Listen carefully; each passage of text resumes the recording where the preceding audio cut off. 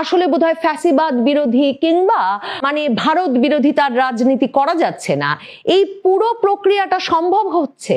এমন একটা পরিস্থিতিতে যখন খালেদা জিয়ার মতো সর্বজন গ্রাহ্য ওই রাজনীতির আর কোনো নেতা অবশিষ্ট নাই। বাংলাদেশের সাবেক প্রধানমন্ত্রী বিএনপি চেয়ারপারসন বেগম খালেদা জিয়া আর নেই। 1 মাসেরও বেশি সময় ধরে গুরুতর রোগ শয্যায় চিকিৎসাধীন থাকবার পর আজ সকালে তার মৃত্যুর খবর এসেছে। আমরা যারা বাংলাদেশের নাগরিক এবং মধ্য 40-এর এদিকে ওদিকে যাদের বয়স, তাদের জন্যে সত্যিকার অর্থেই এক যুগের অবসান হলো, বর্ণাঢ্য এক রাজনৈতিক যুগের অবসান হলো খালেদা জিয়ার মৃত্যুর মাধ্যমে। আমাদের পুরো জীবৎকালটাই আমরা দেখেছি যে বাংলাদেশের রাজনীতির রাজপথ এবং সরকার নিয়ন্ত্রণ করেছেন, শাসন করেছেন, তার গতি প্রকৃতি নির্ধারণ করেছেন যে দুই নেত্রী বেগম খালেদা জিয়া এবং শেখ হাসিনা, তাদের মধ্যে একজনের জীবনাবসান হলো আজকে। আমরা 2.5 দশকেরও বেশি সময় ধরে বাংলাদেশে দেখেছি যে রাজনৈতিক দল গঠনের সক্ষমতা নাই, রাজনীতি করবার তেমন অভিজ্ঞতা নাই, জনসমর্থনে শূন্য এমন ব্যক্তি এবং প্রতিষ্ঠানগুলোর একটি অংশ দেশি বিদেশি প্ররোচনায় এই দুই নেত্রীকে সরিয়ে দিলেই বাংলাদেশের রাজনীতির কি মঙ্গল হবে সেই তত্ত্ব প্রচারণা, প্রবর্তন এবং সেই তত্ত্বের এক রকমের বিকাশ সাধনের চেষ্টা করে গেছেন সর্বসাধ্য দিয়ে। -2 ফর্মুলার যে কার্যকলাপ, যে প্রচারণা চলেছে 2.5 দশকের বেশি সময় ধরে, 2024-এর আগস্টের পর এক নেত্রী রাজনীতি থেকে, বাংলাদেশ থেকে নির্বাসিত হয়েছেন। আরেক নেত্রী দেশে ছিলেন বটে, কিন্তু তিনি এখন তাকে সকলে সর্বজনের শ্রদ্ধেয়, বাংলাদেশের রাজনীতির একেবারে সর্বজন স্বীকৃত অভিভাবক এসব বলে আবেগ প্রকাশ করছে বটে, কিন্তু ভুলে গেলে চলে না 2024-এর আগস্টের পর না সেনাপ্রধান ওয়াকারুজ্জামান খালেদা জিয়ার কাছে কোনো পরামর্শের জন্য গিয়েছিলেন, না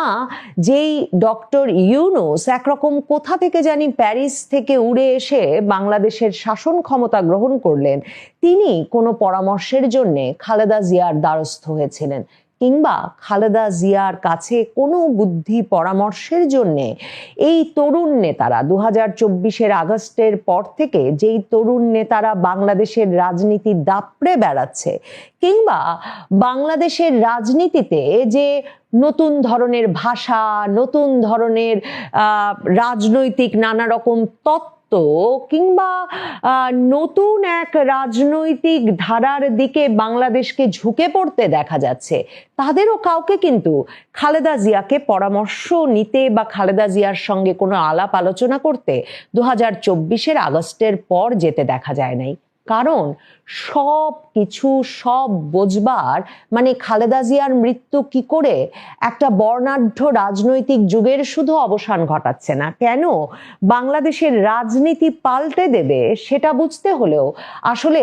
সেই জায়গায় ফিরে যেতে হবে যে কেন -2 এত জরুরি ছিল, কেন খালেদা জিয়ার দীর্ঘদিনের রাজনৈতিক মিত্র জামায়াতে ইসলামী সহ ইসলামপন্থী দলগুলো, যে দলগুলো খালেদা জিয়ার নেতৃত্বে রাজপথে গ্রহণযোগ্য হয়ে উঠেছে, যে দলগুলো খালেদা জিয়ার নেতৃত্বে দীর্ঘ সময় বাংলাদেশের রাজনীতিতে রাজনীতি করেছে, বাংলাদেশের রাজনীতিতে জনসমর্থনের এক রকমের কেন্দ্রে এসেছে, তারাও কেন এই আগস্টের পর এখন বলছে বটে যে খালেদা জিয়া তাদের সকলের রাজনৈতিক নেত্রী ছিলেন, কিন্তু তখন সেই সময়টায় যখন খালেদা জিয়া বুদ্ধি পরামর্শ দিতে পারতেন, কিংবা বাংলাদেশের সত্যিকার অর্থে যে ক্রান্তিকালের কথা এখন বলা হচ্ছে, সেই ক্রান্তিকাল যখন শুরু হলো, তখন যে কেউ তার কাছে গেলেন না, তার কারণ আসলে সেখানেই নিহিত যে বাংলাদেশের 4 দশকের বেশি সময়ের রাজনীতিতে এই দুই নেত্রী এতটাই অবিসংবাদিত হয়ে উঠেছেন যে তাদের সরিয়ে না দিলে শেষ পর্যন্ত বাংলাদেশের রাজনীতিকে ওলট পালট করে ফেলার কোনো সুযোগ তৈরি হয় না। এই যে এত এত বছর ধরে তারা যা রাজনীতি করছেন সব ভুল, এই দুই নেত্রীর ভেতরকার যে ধরনের একটা রাজনৈতিক রেষারেষি, যে রেষারেষি এর চেয়ে অনেক আক্রমণাত্মক ভাষায়, এর চেয়ে অনেক শত্রুতাপূর্ণ ভাষায়, এমনকি পশ্চিমের ডেভেলপড গণতন্ত্র, উন্নত গণতন্ত্রের দেশ ব্রিটেনে, আমেরিকায়, কানাডায়, অস্ট্রেলিয়ায় আমরা দেখি, পত্রিকার পাতার শিরোনাম হতে দেখি, সেটাকে বাংলাদেশে যেন দুই নারীর ঝগড়া, দুই নেত্রীর একটা বিশেষ চরিত্রগত দুর্বলতা সেই হিসাবে প্রকাশ করে দুই নেত্রীর যে রাজনৈতিক ত্যাগ তিতিক্ষা, তাদের রাজনীতির কেন্দ্রে থাকার মাধ্যমে বাংলাদেশের রাজনীতির যে পরিমাণ, মানে রাজনৈতিক নেতৃত্বের যে জনঘনিষ্ঠ হয়ে ওঠা এবং বাংলাদেশের রাজনীতিকে ক্যান্টনমেন্ট থেকে বের করে রাজপথে নিয়ে আসা, এই বিষয়গুলোকে একরকম তুচ্ছ করা হয়েছে দীর্ঘ সময় ধরে। বাংলাদেশের রাজনীতিতে খালেদা জিয়া এক অনন্য চরিত্র এই কারণে যে বাংলাদেশের প্রথম নারী প্রধানমন্ত্রী তিনি, শুধু তাই নয়, তিনি পৃথিবীর মানে মুসলিম সংখ্যাগরিষ্ঠ দেশগুলোর মধ্যে দ্বিতীয় নারী প্রধানমন্ত্রী। মুসলিম সংখ্যাগরিষ্ঠ দেশ পাকিস্তানে প্রথম নারী প্রধানমন্ত্রী হয়েছিলেন বেনজির ভুট্টো। বেনজির ভুট্টোকেও আততায়ীরা সরিয়ে দেয়। খালেদা জিয়া বাংলাদেশে প্রথম নারী প্রধানমন্ত্রী হয়েছিলেন, সে কারণেই তিনি শুধু অনন্য বৈশিষ্ট্যের অধিকারী তাই নয়, তিনি ছিলেন বাংলাদেশের ইসলামপন্থী দলগুলোর একজন সর্বজন গ্রাহ্য নেতা, যিনি কিনা একই সঙ্গে একই মঞ্চে ইসলামী ঐক্যজোট, জামায়াতে ইসলামী সহ ইসলামপন্থী দলগুলোকে আনতে পারতেন, যিনি কিনা এক কক্ষে বাংলাদেশের নানা আকিদার, নানা পথে বিভক্ত ইসলামপন্থী বা ডানপন্থার রাজনীতিমুখী দলগুলোকে একত্র করতে পারতেন, যিনি বাংলাদেশের সেনা সদরে জন্ম নেওয়া, ক্যান্টনমেন্টে জন্ম নেওয়া রাজনৈতিক দল বিএনপি, সেই বিএনপিকে একই সঙ্গে একটা ইসলামী আত্মপরিচয়, মানে ধর্মভিত্তিক জাতীয়তাবাদের আত্মপরিচয়ের রাজনীতির মাধ্যমে একটা ইউনিক রাজনীতির সূচনা করেন বাংলাদেশে। সেই অর্থে যে রাজনীতি আওয়ামী লীগের সেকুলার ধর্মনিরপেক্ষতার রাজনীতির বিপক্ষে বা বিরুদ্ধে একটা সত্যিকারের অন্য রাজনীতির সূচনা করবে কিংবা অন্য রাজনৈতিক শক্তিকে শক্তিশালী করে তুলবে, সেই রাজনীতিকে তিনি যেমন নেতৃত্ব দেন, বাংলাদেশি জাতীয়তাবাদের রাজনীতিকে তিনি যেমন নেতৃত্ব দেন, যেখানে তিনি আওয়ামী লীগের বাঙালি জাতীয়তাবাদ, মানে বাংলাদেশের সংবিধানে ৭২-এর সংবিধানের বাঙালি জাতীয়তাবাদের পাশাপাশি বাংলাদেশি জাতীয়তাবাদ, যেখানে ইসলামী আত্মপরিচয়, ধর্মভিত্তিক আত্মপরিচয় অত্যন্ত গুরুত্বপূর্ণ, সেই রাজনীতির প্রধান মুখ হয়ে ওঠেন একজন নারী হিসেবে, একজন মা হিসেবে একটা মুসলিম সংখ্যাগরিষ্ঠ দেশে। এবং তিনি কিনা বাংলাদেশের অপরাপর সকল মুসলিম ধর্মভিত্তিক, ইসলামী ধর্মভিত্তিক রাজনৈতিক দলের সর্বজন গ্রাহ্য নেতা হয়ে ওঠেন, যা কিনা বাংলাদেশের ধর্মভিত্তিক রাজনৈতিক দলগুলোকে ধর্মীয় প্রতিষ্ঠান থেকে রাজপথে গ্রহণযোগ্য রাজনৈতিক শক্তি হিসেবে প্রতিষ্ঠিত করতে গুরুত্বপূর্ণ ভূমিকা রাখে। মানে আমি এখন যখন চিন্তা করি, বা যে কেউ যখন চিন্তা করবেন যে একটা মুসলিম সংখ্যাগরিষ্ঠ দেশে একজন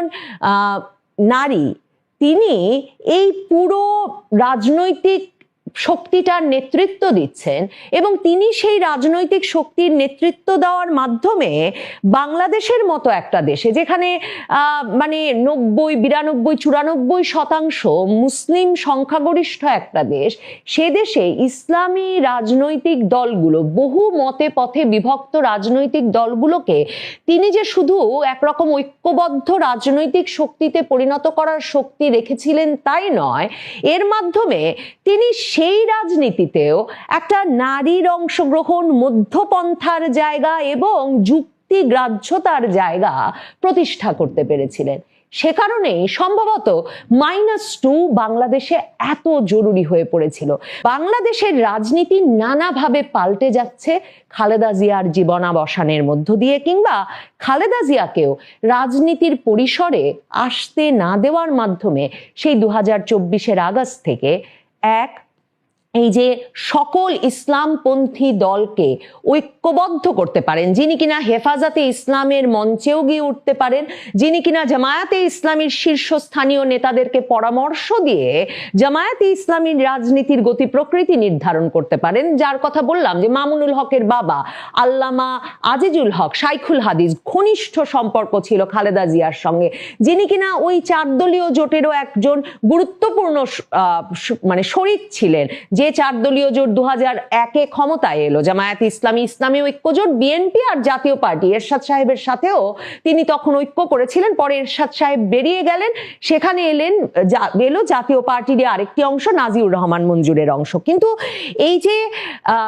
মানে সকল রাজনৈতিক ইসলামী দলগুলোকে ঐক্যবদ্ধ করবার যেমন আর কেউ রইল না, তেমনি এই যে নানা পক্ষ নাড়িয়ে গেল, যাদের মধ্যে অনেকেই বাংলাদেশের চরিত্রটাই বদলে ফেলতে চায়। কেউ বলছেন বাংলাদেশের নারীদের 4 ঘন্টা কাজ করা উচিত, কেউ বলছেন বাংলাদেশের নারীদের আর বের হওয়া উচিত না, কেউ বাংলাদেশের নারীরা কে কোন পোশাক পরবেন ঠিক করে দিচ্ছেন, কিংবা আবার আমরা দেখছি যে ভয়াবহ অশ্লীল স্লোগান ছাড়া বাংলাদেশে আসলে বোধহয় ফ্যাসিবাদ বিরোধী কিংবা মানে ভারত বিরোধী তার রাজনীতি করা যাচ্ছে না। এই পুরো প্রক্রিয়াটা সম্ভব হচ্ছে এমন একটা পরিস্থিতিতে যখন খালেদা জিয়ার মতো সর্বজন গ্রাহ্য ওই রাজনীতির আর কোনো নেতা অবশিষ্ট নাই। সেই জায়গাটা কি কখনো তারেক রহমান নিতে পারবেন? তারেক রহমান বিএনপিকে যেভাবে পাল্টে ফেললেন, খালেদা জিয়ার রাজনৈতিক জীবনের অবসানের সাথে সাথে, তিনি নেতৃত্বের কেন্দ্রে আসার সাথে সাথে তাকে যেভাবে ইসলামপন্থী দলগুলো ছেড়ে গেল এবং তিনি যেভাবে ইসলামপন্থী দলগুলোকে ছেড়ে গেলেন, বা তিনি সর্বজন গ্রাহ্য যখন হয়ে উঠতে পারলেন না, তখন কি সত্যি বাংলাদেশে ওই ধর্মনিরপেক্ষতার আওয়ামী লীগের রাজনীতির বিরোধী যে রাজনীতি, অ্যান্টি আওয়ামী লীগ শক্তিটা, সেই শক্তিটা আসলে কেমন চেহারা নেবে তা ক্রমাগতভাবে একটা শঙ্কার কারণ হয়ে উঠেছে গত কমাসে। এবং খালেদা জিয়ার জীবনাবসানের মাধ্যমে নিশ্চিতভাবেই ওই পক্ষের ঐক্য আর কখনো, কিংবা রাজপথে ফয়সালার যে রাজনীতি, মানে ষড়যন্ত্রের রাজনীতি বাদ দিয়ে, গুপ্ত রাজনীতি বাদ দিয়ে, নানা রকম মেটিকুলাস ডিজাইনের রাজনীতির বাইরে জনসমর্থন নিয়ে রাজপথে ফয়সালা করার রাজনীতিতে ওই পক্ষটিকে আবার ঐক্যবদ্ধ করা যাবে এমন কোনো কেন্দ্র, এমন কোনো ভর কেন্দ্র খালেদা জিয়ার পরে কিন্তু আর দেখা যাচ্ছে না। তারপর এই যে খালেদা জিয়ার জীবনাবসানের মাধ্যমে ওই রাজনীতিতে, মানে ডানপন্থা ঘেঁষা মধ্যপন্থার রাজনীতি কিংবা ডানপন্থার রাজনীতি, ধর্মভিত্তিক রাজনীতি, ওই রাজনীতির নেতৃত্বে বা নেতৃস্থানীয় পদে আর কখনো কোনো নারীকে দেখা যাবে, সে প্রত্যাশা করাও একটা বাতুলতা মাত্র। কারণ মনে রাখবেন, ওই দলগুলো নেতা হিসেবে খালেদা জিয়াকে মেনে নিয়েছিল রাজপথে গ্রহণযোগ্যতার জন্য, কিন্তু ওই দলগুলোর কোনোটিতে নেতৃত্ব স্থানীয় পদে সেই দলগুলোর গঠনতন্ত্র অনুযায়ী নারীদের অংশগ্রহণের কোনো সুযোগ নাই। কাজেই বাংলাদেশের রাজনীতি